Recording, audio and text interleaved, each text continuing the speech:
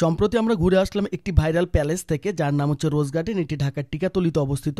দিনটি ছিল শুক্রবার। আমরা ঠিক সকাল 10টার মধ্যেই এই রোজ গার্ডেনের সামনে পৌঁছে যাই। গেটের পাশে এই ছোট্ট রুম থেকে টিকিট কালেক্ট করতে হবে। জনপ্রতি মাত্র 30 টাকা করে টিকিট কেটে এই যে রোজ গার্ডেন লেখা নামটার পাশে আমরা সবাই ছবি তুলছিলাম। ফটোগ্রাফির পালা শেষ। এবার আমরা টিকিট হাতে নিয়েছি, আপনাদেরকে দেখাচ্ছি।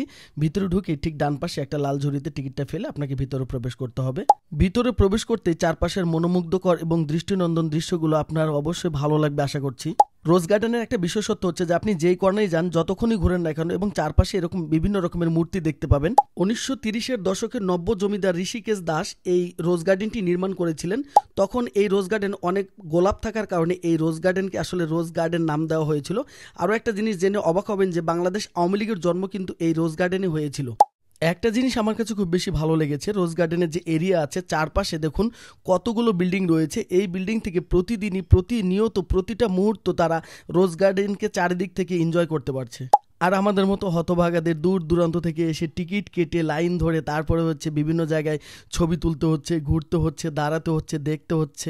কথা বলতে বলতে আমি রোজ গার্ডেনের একদম পিছনের দিকটায় চলে এসেছি। সামনের দিক থেকে যেমন সুন্দর, পিছনের দিকটাও কিন্তু আসলে অনেকটাই সুন্দর এবং মনোরম পরিবেশ।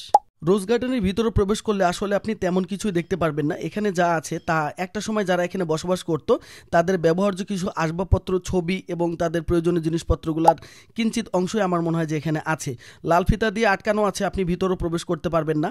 এখানে তাদের ব্যবহার্য কিছু ছবি বা তাদের কিছু চিহ্ন রয়েছে, এগুলো সংরক্ষণের জন্য হয়তো বা প্রবেশ নিষেধের জন্য হয়তো বা এরকম লাল ফিতা দিয়ে আটকানো আছে। কেউ আবার মনে করবেন না যে লাল ফিতা এখানে কেটে তারপর ভিতরে ঢুকতে হবে। লাল ফিতায় আসলে কি লেখা আছে আমি আপনাদেরকে দেখানোর চেষ্টা করছি।